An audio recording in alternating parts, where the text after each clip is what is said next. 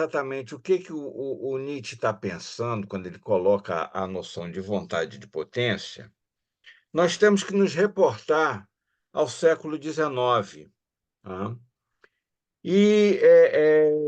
Nós podemos dizer que o século XIX é o século do mecanicismo, tá? É um século dominado pela noção de força, tá? A física, ela vai operar a partir da ideia de força ou forças, tá? Ora, falar em forças é falar em relação. Não existe uma força separada de outra força, tá? Então, quando nós entramos na noção de força, na realidade, nós estamos trabalhando com uma pluralidade, tá? O estado de um corpo, por exemplo, eu não sei se vocês se lembram da época do segundo grau, né? Quando a gente trabalhava em vetores na física, né? A estabilidade de um corpo, né, é marcada por uma relação de forças, né, contrárias, né, que estão estabilizando aquele corpo. Tá?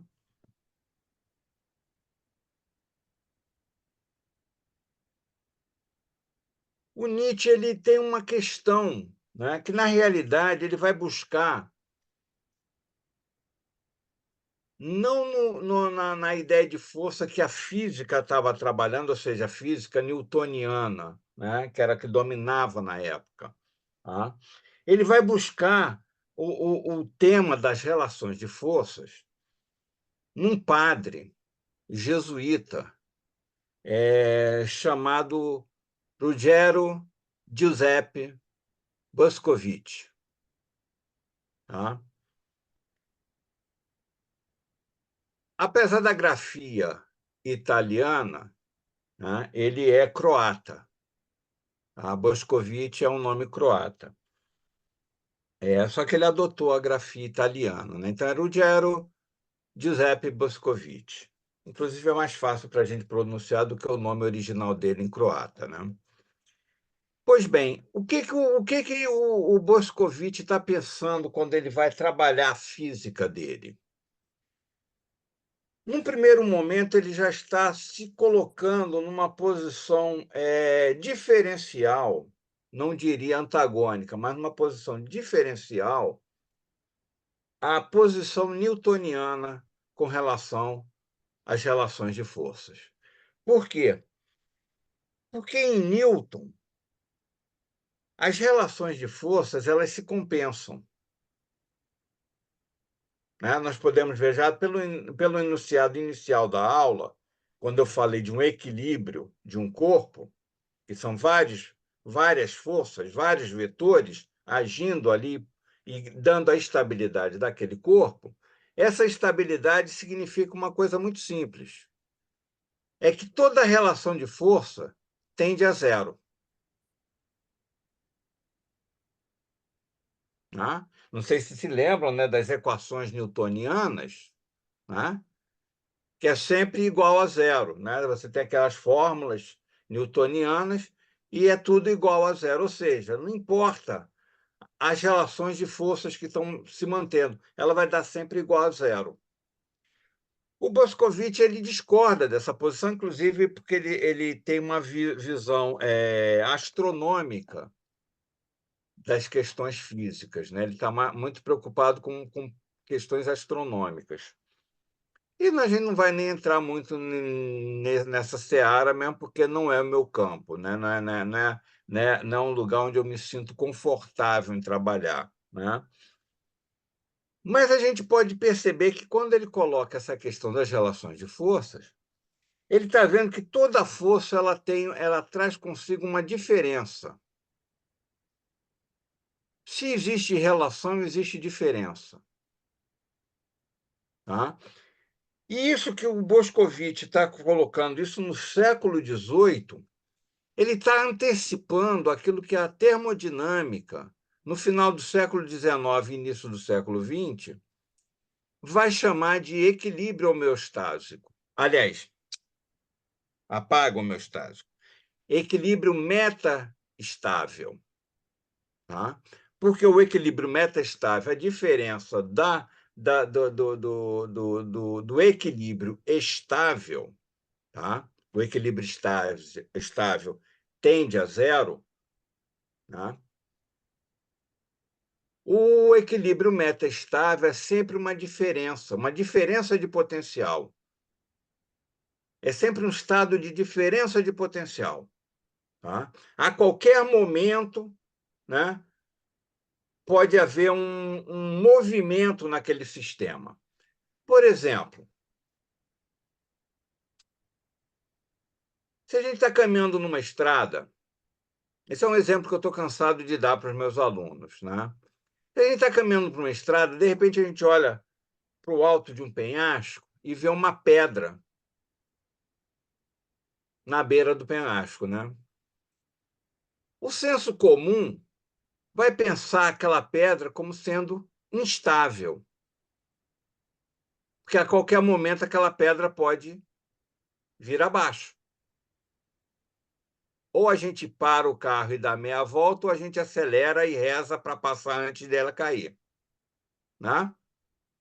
Simples assim. Ora, se um físico observa aquela pedra, ele não vai ver nem estabilidade nem instabilidade, ele vai ver um sistema de metaestabilidade, que ele vai ver uma relação vetorial. Tá? Por exemplo, a força da gravidade empurrando a pedra sobre o solo. A reação, que seria um outro vetor contrário, empurrando a pedra para cima.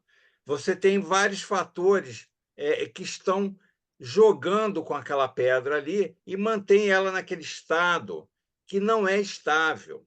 Ela é metaestável. Por quê? Basta uma diferença naquela relação de forças que aquela pedra começa a entrar num estado de instabilidade, ou seja, ela começa a rolar. Tá?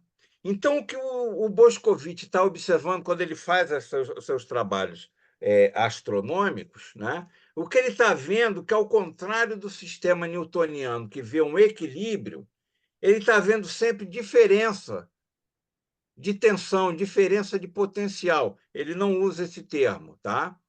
Esse termo já é mais da termodinâmica, mas a gente pode importar isso para o pensamento do Boscovich, e a gente tem o sistema astronômico do Boscovich, ou seja, um sistema que está sempre numa relação diferencial. Tá? E aí, justamente essa posição do Boscovich, essa questão que o Boscovich traz, que chama a atenção do Nietzsche. Então, quando o Nietzsche vai pensar um corpo, tá? A noção de corpo para Nietzsche é relação de forças. Tá? Um corpo ele nunca entra em relação, ele já é uma relação.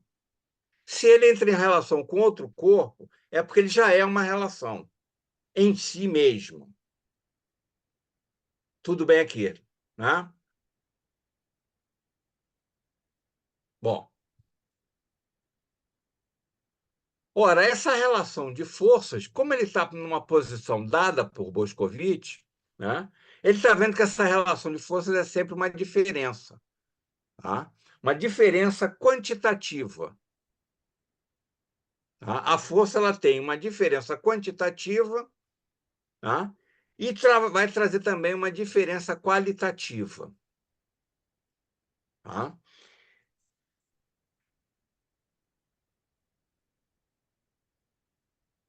Então, vamos fazer que nem receita de bolo. Reservar isso aqui. Tá? A gente reserva aqui e retoma lá na frente. Tá? Alguma dúvida até aqui? Assim, assim. Tá tudo tranquilo? Bom.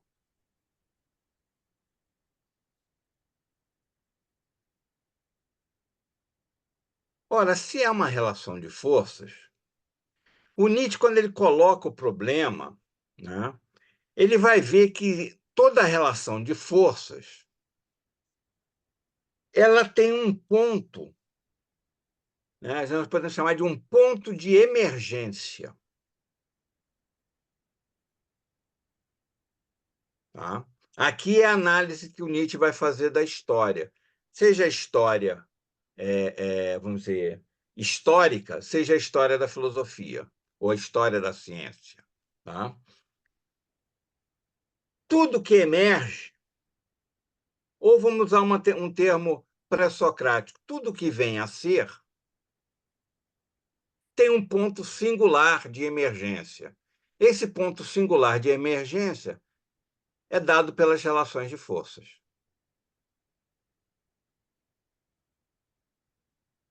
Por exemplo, vamos pegar a história da filosofia. Platão. Ora, o pensamento platônico é inseparável das condições que envolvia Platão em Atenas, no século V. Platão está numa relação direta com as forças que estão agindo naquele campo social, que é Atenas do século V. E que forças são essas? São as forças da democracia. Mais ainda, as forças da tirania, da demagogia, da retórica e da oratória. Esse é o campo social em que o Platão está vivendo, né? Toda uma discussão que está ali em volta do governo da cidade.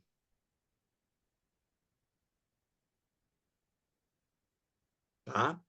E essa discussão em torno do governo da cidade começa a produzir determinadas figuras, como, por exemplo, os tiranos, tá? Os sofistas, que eram mercadores de saber. Tá? Então, Platão está num confronto com tudo isso que está acontecendo em Antena. Então, para a gente entender o mecanismo platônico, ou seja, o pensamento platônico, nós temos que entender justamente esse campo de força, essas relações de forças no qual Platão está mergulhado. Isso o Nietzsche chama de emergência, que é esse ponto singular.